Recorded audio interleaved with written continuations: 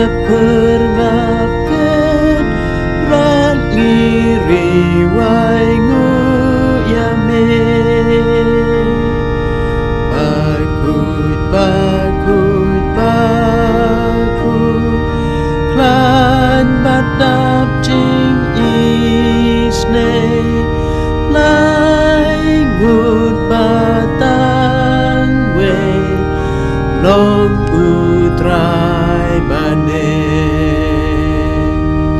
bakut bakut bakut riu kut kiaro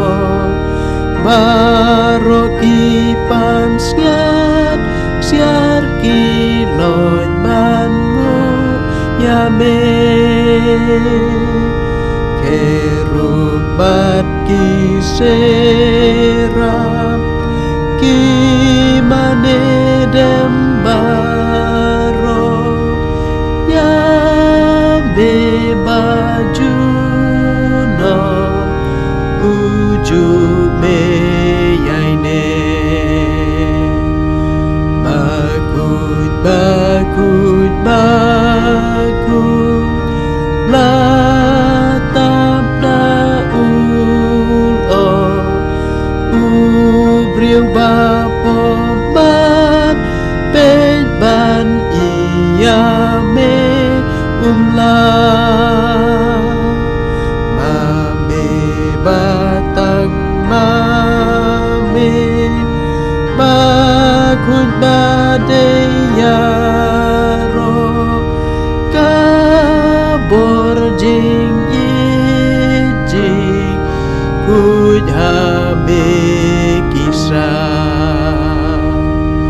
bakut bakut bakut bakrau bor able berthei boneng ba roki kentiu nam yame bakut bakut bakut klan badap jing isne lai ngut batang we long